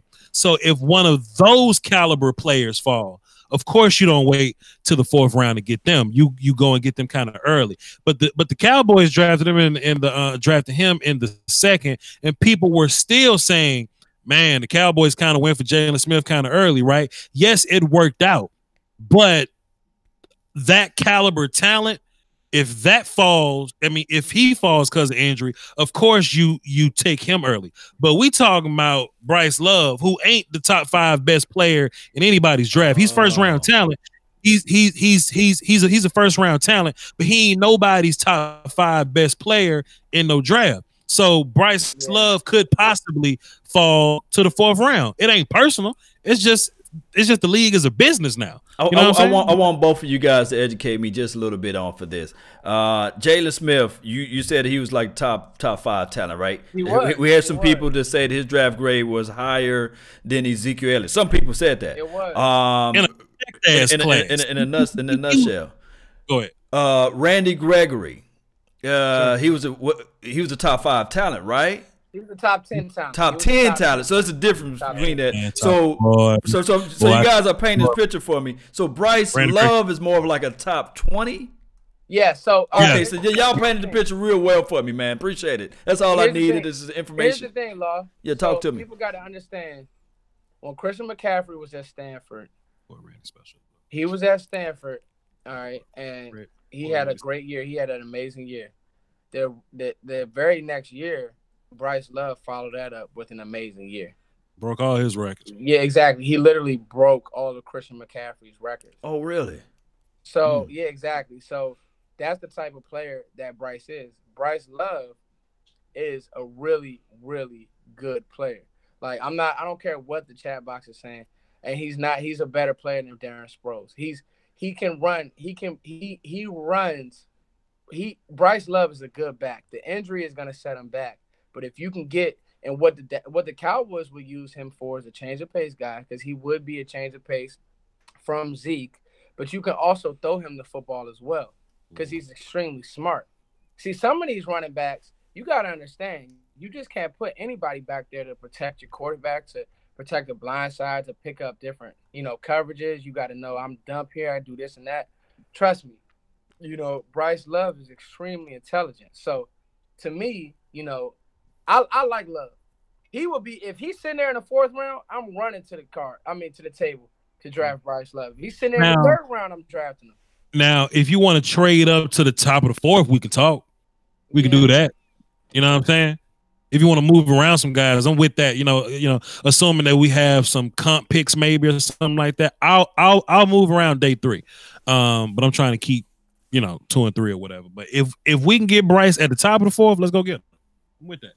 Okay, man. Hey, I'm all down for it. Shoot. Oh, we got a lot of time to dissect, because we can't build a board today because we just don't have all the information. I mean, you got to watch film. I'm glad to relate to the party, because what happens is people fall in love. They fall in love early and don't do all the homework. And what's going to happen as well is the underwear Olympics, the Byron Jones of the world. He's going to show up and show out during the combine, and somebody going to be like, hey, what's that you say, Voch, from obscure state? Who is this guy who run a 4.2 or something? Well, see, Law, what happens is, and I said this on my last show, and it make perfect sense. Mel Kiper did his mock draft or whatever, and Trey Wingo asked him, "Yo, Mel, what happened to Ed Oliver, man? He was a 1st round pick. I mean, he was a 1st overall pick a year ago, and now he's failed. Like, what happened?" And my sentiments was the film ain't changed. Ed Oliver now is the same guy he once was. It's just that people want to rush so fast to be first. People don't do their homework. Quentin Williams better than Ed Oliver. Voch dropped the damn Quentin Williams video in October or something, like September or something. I've been dropping Quentin Williams video, and now you see draft people saying, "Hey, have y'all seen this Quentin Williams guy from Alabama?" Hold on. Hey, let me jump in too, Voch. Wait a minute. Now, Philip Ellis. Wait a minute. Byron Jones is not overrated. You have to know that's Law. Like, I think people took your words out of context. Byron Jones is not overrated. He was out of position. That's not on Byron Jones. Yeah, but I'm saying, like, before the draft, nobody knew that Byron Jones was going to jump out of this planet, and nobody had him going into the 1st round. You see, but then the underwear Olympics happened, and then he got to the 1st round. But that's what I was saying in those contexts. I'm always going to be believing that Byron Jones is a nice cornerback opposed to a safety. But you with these guys that you draft, the problem is, again, scouts, coaches, they don't marry the pick to the scheme. Sure. And it's you just like, dude, these guys aren't pro ready when you get them. You have to, you know what I mean? You gotta develop them. You gotta put him in position to be a great player. And so my point is this. Let's take Obi Melifonwu, for example. Another Greek goddess, but he's not a safety. He wasn't a safety. His film didn't scream safety. When you saw him come down, he was timid. He didn't want to come fill. He didn't tackle aggressively. He missed a lot of tackles. Preach it, brother. He played high. That boy should run track, though. There you go. He wasn't run track. You know what I would have made him? I would have made him an outside corner. But let me ask you this, to piggyback off of that, did you see Carl Lawson? Did you see him coming? Did you see a Darius Leonard? Did you see those guys coming? We knew those guys was great because we watched film. Carl Lawson. Hey, listen, I've been on Darius Leonard. Clemson pulled his scholarship. So I've been on Darius Leonard before. And you can go check my receipts, Law. I love Darius Leonard. Likewise, go on Twitter. Because look, I remember on Twitter, I was actually having the Darius Leonard, Leighton Vander Esch conversation. Somebody pull that. The receipts is out there. This ain't nothing new. Y'all coming with it, boy. Well, the thing is, I'm a draft guy. So again, and the thing about Darius Leonard was you can go. He was a hungry player. Sure. I like Myles Gaskins. I see people talking about Myles. I like Myles Gaskins. Yeah. But so the point is, I think Voch is right. Everybody just relax, calm down, because again, early in let's talk about the quarterbacks for example. Everybody was Will Greer. where I'm from Maryland, Virginia. I could have told anybody that my boy at Ohio State, I mean, this kid is the real deal to me. You know, Dwayne Haskins, I'm a Dwayne Haskins guy till the day I die. I think he can make every throw. I just think that he's going to get put in this box of, oh, he's Teddy Bridgewater. Stop it. Dwayne Haskins is way better than Teddy Bridgewater. It's not even close. So whoever drafts Dwayne Haskins is going to get a damn good quarterback. But last year or the year, like, it was Will Greer. It was this person. It was Drew Lock, all these guys who, you know. But so I think what happens is everybody needs to calm down and really watch and really say, could he work in this scheme, or could he work for this? You know, some things just ain't going to happen. You feel what I'm saying? Sure. And I think it's going to be a crazy draft because I really believe that Arizona may trade Josh Rosen. I don't think that Cliff Kingsbury is married to Josh Rosen. Okay. That could shake up a lot of things. That could shake up the whole draft. They may really go draft Kyler Murray. Like, oh, that'd be a bad idea, man. Oh, that'd be a terrible idea. That would be. Hey, I saw some highlights of that boy throwing that ball to Antonio Brown. I'm just playing with you. Stop watching highlights, man. Listen, if the Cardinals don't draft Nick Bosa or trade back and fix their offensive line, which is trash, it won't matter anyway. So, I agree. You know, and plus, this ain't really the class you want to go get quarterbacks in, man. Next year's quarterback class is ridiculous. Watch this, Voch. What's up? Have you ever heard a coach come out and say that? They never gonna say it, and they should. But no. I'm sorry, no. Say what Cliff said about Josh and What did he say? Oh, no. See, for context, it went under the radar. Cliff said it when he was coaching. Cliff ain't say it when he was in Arizona. It's different. What did he say, man? Y'all help me out. He said if I had the first overall pick, I would take Kyler Murray right now. But so he coaches the Cardinals now, and now he has the first overall pick. Yeah, exactly. There you go. So that's the thing. Truth is, okay. Basically, it was one of the things like they're gonna use that soundbite a lot. Trust me. Get ready. And I don't think it's gonna be a thing. It'll be a great news piece if we just surprise with it. But I'm not buying it, man. I'm not buying it. Listen, to be honest with you, you know, to be honest with you, you know, watch me shake it up. I don't think I like Kyler Murray. Sure. You're not gonna win in this NFL with a 5'8" quarterback. He can not. Don't say it. Don't say it. People say the same thing about Russell. Russell. Look, Kyler's 2 inches shorter than Russell. And I was just about to say that. And I knew short. everybody's gonna comp him to Russell Wilson. It's just stop. The problem is, you know, the problem with Kyler Murray is that he's gonna go to a bad team, especially if he goes high. That's the problem. And he's gonna be expected to exactly. And what if he goes to the Giants? We good, dog. The Cowboys good. He's gonna have to last around. This ain't a big player. He's gonna have to be 10 yards off the ball to even see receivers. It's not gonna. It'll be fun, and he's gonna make Frank Tarkenson and Doug Flutie. This is 2019. These damn alien ass defenders. Ed Oliver going show up and run a 4 like a 4.7, like a 4.8. Rashawn Gary gonna run a 4.8. Okay. Good luck to you. And he almost 290. Good luck to you. These aliens gonna start chasing. And look, it ain't even the sacks that's gonna kill them. People get hit more than they get sacked. True, that's what's gonna kill them. Like everybody talking about like, well, Baker Mayfield, he is 2 inches shorter and 25 pounds smaller than Baker. Quit it. Wow. Yeah. He's 180. He's 5'8", 180. He's a little bit. Yeah, around this time of year, people can't you can't take those measurements, dude. Like, I know people who I got a buddy who trains out here in Forestville, Maryland, and he's committed to Oklahoma, and he told me like Kyler Murray is small. Like, he is small to the point where it's like when you see some of these D linemen, it's just not gonna work. I mean, just imagine getting hit, and you want them to put on healthy weight, man. again, it's not gonna, you know. Boy, Kyle need to go get that $33 million guaranteed. Just quit playing, dog. Just get out of here. Hell, what else? That's about it. What else we got? Y'all got any early pet cats? I ain't really got none so far, but everybody go watch TJ Hawkinson. Come back sure. to me. Okay. That's my pet cat. Who's yours, Voch? And I'll go watch. There's a kid named Gerald.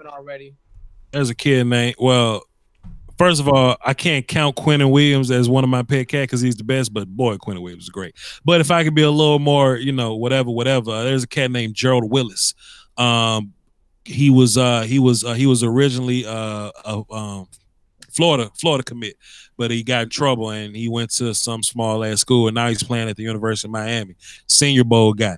I think he's gonna whoop everybody's ass when he once he gets there. 3 tech, and he could be at 58. So y'all go out there and check him out. Let me go look at the Senior Bowl roster just to freshen up. Oh, it's gonna be. Let me. I just happen to have a clipboard with a lot of. Y'all give us some cheat notes, man. Who should we have an eye on the Senior Bowl? Who we should pay a special attention to? And I'll be more than willing to deep dive into that. So let me know, Voch and Foots. So you want to just focus on Senior Bowl, or like you want to keep this like Cowboys centric? Because I can do both. Just do both, because you know, I still want to know, just in case the damn Redskins or the Giants pick up the person, or the Eagles, and I'll be like, dang, this guy got this type of traits. Well, the Redskins are looking at quarterback, so okay. Well, they have to draft a quarterback. They can't move any farther without drafting a quarterback. So. Well, if you look at quarterbacks, the first 2 guys are Haskins and Murray, so they're not going to be here. But every other guy that you have questions about, whether it be Daniel Jones from Duke, Will Grier from West Virginia, Drew Lock, Missouri, Jarrett Stidham from Auburn, Ryan Finley, North Carolina State, Tyree Jackson, Buffalo, Gardner Minshew, who I really like from Washington State, and Trace McSorley from Penn State. All those guys going to be in the conversation. They're all big name guys, but they're all guys that got something to prove. So we're gonna have to learn a lot about them in the process. Michigan got a running back coming out, Karan Higdon from Michigan. I know Foots know him. Yeah, he's a good player. Yeah, he's basically one of the big names though. Go ahead, Foots. If you're looking at a quarterback, I like this Daniel Jones. I like the Duke quarterback. Yeah, from Duke, he can play. Yeah, he can play. So, and Jarrett Stidham's not a bad guy. I mean, he's okay. Will Grier may go light it up. He's going to be one of the bigger names. Sure. Drew Lock, okay. I mean? Yeah, definitely. Drew Lock. Yeah. So, I mean, this Senior Bowl is going to be interesting now. All right. And when do they start practice? Tomorrow? Tomorrow, and Voch going to be covering the whole thing. Tune in. As far as receivers go, Penny Hart from Georgia State, Andy Isabella from UMass, Debo Samuel, South Carolina. People really like him. He has a big fan base behind him. Don't fall for the smoke though. David Seals from West Virginia, Anthony Johnson from Buffalo. All those some guys I really like. No real big name tight ends for real. None of the guys that we called out, but offensive line. I need everybody to get their notepad out for offensive line. Let me get my notepad. I got it out already. Go ahead. Andre Dillon from Washington State. That dude can play. Left tackle from Washington State. That kid can play. Max Sharping from Northern Illinois. He can play. Titus Howard from Alabama State. His big ass can go out there if he get his feet right. He can play. Michael Dieter, the kid from Wisconsin. Keep eyes on him. He got games at tackle, guard, and center, not just like one game at center. I think he's played whole seasons here. He's a senior. He's played 4 years. Hadn't missed any games. Healthy guy. Played guard, tackle, and center. Look out for him. Bo Benchwall. That's funny ass last name. Just put Beau Benz and just let the damn Google search help you out the rest of the way. He's another Wisconsin kid that Foots kind of wants to come in and play day one. Both those Wisconsin kids, Michael Dieter, Bo Benchwall, both of them can play. Looking at center, Elgin Jenkins from Mississippi State. Nasty. Just in case you got reservations about Travis Frederick, he can come in and play for you. Ross Kirschenbacher from Bama, he's a center. just in case you got any reservations. And Eric McCoy from Texas A&M. You know, that's the offensive lineman to look out for. Yeah, I mean, hey guys, your boy, you know, Nasir Adderley will be there. So Nasir Adderley, guys like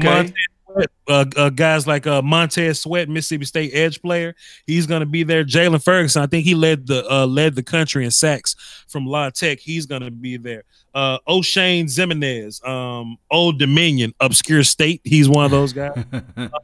Old ass Dominion. He's another small school kid that I'm really going to be keeping eyes on him. And Zach Allen from Boston College. I know he got a little fan base. People really concerned about him. So, and I called out some cornerbacks and Nasir Adderley, safety from Delaware. I'm be keeping eyes on him. So it's a lot of Senior Bowl guys to look at, man. So keep your eyes open, please.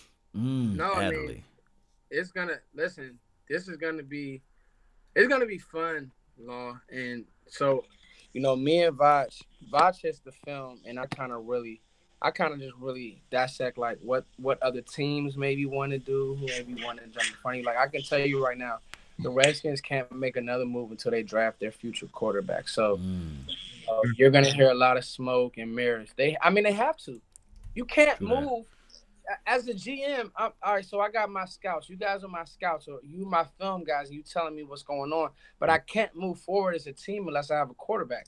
I just told you guys at the beginning of our video, we can win with 4. Now we can go start plugging pieces. These teams who don't have quarterbacks, the Giants, the Skins, Sure. I mean Miami, what are they going to do a quarterback? Jacksonville. So you're going to get Jacksonville. So you're going to get teams that start reaching, start doing some things in free agency. So that's another thing that it can really push some good talent back. That's what you're hoping. You hope that you really want Daniel Jones to go out here and light it up. You want Will Greer to go out there and light it up. So some of these teams can reach on some of these bums, and then we go out and do our thing. Don't call them bums, Fuzz. They work hard, man. They work. Okay, I'm sorry. Don't call these bums bums. I'm not trusting Will Greer in the NFL. I'm just not. Big 12 make everybody look a little better, huh? There you go. Come on, Voch. And I know I don't want to offend anybody, but I'm not trusting some of these guys. You know, they get to an NFL practice because what people don't understand is let's just think of something simple right here and now. The field shrinks in the NFL. Sure. Like the hash marks aren't the same. So all of those wide plays and all of those, you know, they got 10 receivers on the field. It feel like that stuff don't work in the league, dog. Sure. Like that stuff don't. The talent is legit in the NFL. I mean, the backups in the league are flat out. So, I mean, so we got like 15 minutes. You know what I'm saying? I ain't gonna hold y'all too long. Let's get some thoughts about Kellen Moore, and we're gonna wrap this thing up and get up out of here. First, I want to hear you first, man. Matter of fact, I want to hear Law first. He the OG. He the OG. I want to hear Law first. What's the thing about Kellen? Well, I got so many people that hit me up and inbox me about Kellen Moore. They told me to look up this John Gruden tape, the Gruden grinder, and they was telling me that Kellen Moore, he pretty much drawed up or crafted up the plays for Boise. And I looked up his record. It was like 50-something and 3. So to me personally, it's going to be a new wrinkle. I think that he can identify with Dak Prescott and see what his strengths are. I think he can say that. But by him being, the quarterback coach, he can only help him out in terms of quarterbacking. But now it's in terms of actually drawing out the plays. So to me, I think that he's going to be a very, very beneficial part to Dak Prescott in moving the ball vertically and horizontally with the actual pass. But I still have my reservation against the run. I don't know how he's going to draw up the plays for the run. That's my thoughts. You know, there are good and bad things about the Cowboys fan base on the internet. You know what I mean? Like, the good thing is that we get views. The bad thing is that they go find damn videos from 6 years ago that don't even matter no more. The Gruden. Right, hey, somebody just said, hey, yo, I agree with hey, I got to give you a shout out. Rolano 1013. You my dog. You ain't said nothing but the truth. These mother effers wanted Kellen Moore on the first bus out the door, and now I'm like, Law. I just don't see. Well, number one, is it confirmed that he's the new OC? It's not been confirmed, but this is the thing. They went and picked up John Kitna, right? That's a promotion for John Kitna. I never seen like a assistant quarterback coach. So from my understanding, they're gonna at least promote Kellen Moore to some type of position outside of quarterback coach. And just looking at the track record of the Cowboys, they promoted Jason Garrett in 2000 from 2007. Remember, 2007 was a nice year. They promoted him to assistant head coach / coordinator and gave him the same salary of Wade Phillips. So that was in 2008. So, well, the big thing is, yeah, hopefully he just has a hand in. I think number one, Garrett's gonna call plays. I said this last week. Okay. And I think Jason Garrett is gonna call plays. So that was my title. Like, be careful what you wish for, because I know people are iffy about Garrett anyway. So yeah, I think in Philip Ellis is spot on. I think that he is going to have a hand in play design, but I don't care what you call it. The ball needs to come out quicker. That's, to me, Voch. The ball has to come out quicker. These long developing Eric Coryell, that's not Dak Prescott's strength. You need a guy like Phillip Rivers who's extremely accurate to run that stuff. You know, the ball, we need more West Coast concepts where the ball is out. I think that's what Kellen Moore did a lot of in Boise, actually, you know. Okay. So I think the whole Garrett might call plays, I think that's for like politics. I don't necessarily think Garrett gonna call plays. Just like I don't think Marinelli's the DC anymore. You know what I mean? I think Kellen Moore is a brilliant football mind, and it ain't like I'm just saying that this year. Voch was saying Kellen Moore when people was out here trying to kick him off the bridge. So I do agree with my man's in the chat box there. I remember watching film on Kellen Moore back in the Gap Man Boise State. Kellen Moore was always brilliant from the neck up, always brilliant. So, you know, when people saying, oh, but Dak Prescott took his job, beat him out. Well, you know, Kellen didn't have arm talent and he was short.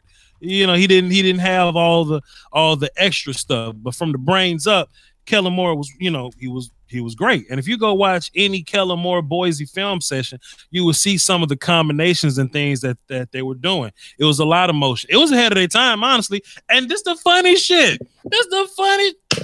They said Kellen Moore wouldn't make it as a quarterback in the league because of his college concepts. Those same college concepts is what people are dying to have in the league now. All the movement, all the shifts, the damn motions. We don't pound the ball in the league no more. I mean, we do, but we do it through motions and shit now. I dropped a film yesterday. If y'all haven't, not a film, but a video. If y'all haven't seen it, go check it out. But I basically drew the same play 9 different times. Right. And all I did was incorporated motion, and I incorporated movement, shifts, and different formations, personnel packages. Right. That's all it is. So people saying that we need a new scheme, that ain't true. We're going to have the same scheme because Sean McVay run the same plays that we run. Sean McVay just got a pretty ass bow and some goddamn spray paint on his. That's all we're going to do. We're going to run the same plays we've been running. We just not going to run it out of twins. We're going to run it out of quads with a B-bird motion on the back end of it, making Tavon a damn lead blocker to the weak side and we run right. That's what we gonna do. And I think Kellen Moore has plenty experience doing that. I'm excited to see what he's gonna bring to the table. Well, I'll be looking for those results, man. I hope that he can elevate this offense. And Dak Prescott, of course, I'm not going to use him as a battering ram, but he's going to have to learn. This year, I'm looking for him to beat that 8-9-man front, and I think that this year, I think that Kellen Moore can help him out because if you look at it, like you said, Kellen Moore didn't have the strongest arm in the world, so he should know how to identify certain plays that can help out Dak Prescott. And to me, Dak Prescott's arm is stronger than Kellen Moore's. Man, y'all know something that's going to make all this better, that's just going to make Kellen Moore look just so much better? Player execution. If we had great players, this shit won't even be a conversation. It won't be. Now, this is my thing with the player execution. I've been saying this on my channel, Voch Lombardi. You said a lot of shit. But just because we got Shaq, and I'm gonna use this analogy here. If you draw up Shaq to shoot that three, and that's not his skill set, if they continue to do that, and I don't mean to scream in your ear, but if they continue to do that. Boy, they better figure out something. That's all I'm saying. We don't do that. Use these players to their best strength and the best of their abilities, but don't misplace them. That's all I'm saying. But we don't do that. We don't make Shaq shoot threes. We just keep putting Shaq in the paint, and we just expect Shaq to execute. That Lyle Collins. Shaq just missing dunks right now. That's all. And people want Shaq to do funky shit. Go ahead, Foot. Go ahead, Foot. No, I mean, I think the ball just got to come out quick. Sure. With timing, Right, with timing. right, I think that you got to hit that third foot, and the ball needs to be out, and you got to do some things with that. So the defense, you got to make the defense play left-handed instead of them making you play left-handed. You need to make these defenses play left-handed. So I think we, as the Dallas Cowboys Avengers, we just got to understand. And I'm talking about me, Law, Foots, and Corey. I just think we just gotta understand that Cowboys fans ain't gonna never be satisfied. And we just gonna have to just take that and deal with it. They want Dak to not dink and dunk, but then like they say, why don't we throw the ball downfield a little more? Okay, cool. Then Dak started missing downfield, and they go, well, we need to get the ball out quicker. Okay, let's go back to dinking and dunking it. Yeah. Why did Dak get back? You throwing the ball downfield? And we look at Tom Brady, his whole entire career. And I'm not saying Dak Prescott is Tom Brady, but that brother dinked and dunked. You saw that Chargers game? Sure. The ball averaging 3 yards. His whole career been 5 and out, 5 and in slants, timing stuff. He just does it well, And so I'm with you, man. I just listen. I understand. I'm speechless too, man. I'm speechless too. I just wanted to work. But Foots, closing thoughts and plug your stuff so we can get up out of here, bro. Go ahead. Hey man, all y'all let me know. Keep finding me. Keep subscribing. Also check out the music. I just dropped a new song. It's on Spotify. It's called Creep. Spotify, SoundCloud. Creep. Just type Foots and Coles. Foots times Coles. That's me playing the drums and wrote the song. So I hope y'all enjoy it. Hey, Voch, thank you for having me on. Law, let's keep talking draft, man. This was a good hit right here. Let's do it again next week, man. I'll be in y'all's chat box in the damn group chat. Law, final thoughts and plug your stuff. Oh yeah, man. This is the best part of the year for me as well. I love the draft. There's no win-loss record. I'm just gonna hush this year and say that Will McClay is gonna do his thing. Matter of fact, I ought to just say this right now. With the person, whoever's gonna be the first round draft pick, I ought to say they're gonna be trash. Because I was wrong last year and it worked out. So I'm gonna hope I'm gonna be wrong this year. Whoever the second round draft pick, I'm gonna call him trash. I'm gonna say, oh man, we don't need to get that guy. And maybe there can be some reverse psychology of the thing, right? I don't do that. I'm just playing with y'all. Shout out to y'all, man. Y'all can follow me on LAW Nation. Just type that in for the information on your Googles or on your Twitter and Instagram. Peace. Yeah, man. Y'all already know me. Y'all go check out that last video I made just to kind of give you an idea about scheming things open and running different plays out of different formations. People calling for me to be the OC. I would do it, but y'all ass is ungrateful. Y'all don't deserve it. So, I'm just gonna stay on this microphone and on this camera. VOCHLONBARDI, everything, man. Like the video and all that. The Voch's Voice podcast. Also, I'm coming out with it's kind of out already. I'm gonna be adding to it my Dallas Cowboys podcast. I might as well get in this podcast game because the YouTube Illuminati about to abolish all this damn film robbing we do. So I'm getting my podcast game going. Dallas Cowboys Salute, and it's also the Voch's Voice podcast. You type in Voch Lombardi, both of those will pop up for you. Go check out my Gerald Willis film session and my Senior Bowl coverage all week. Gonna be covering the practices and the one-on-one drills, giving my thoughts and all that. And y'all hold it down for the Doski Woski. Remember, you're listening to nothing but the best. Hello. Peace. Out. We going to war. Law say Cheeto a goddamn Jabari warrior. He's the king of Wakanda. He's the king of Wakanda.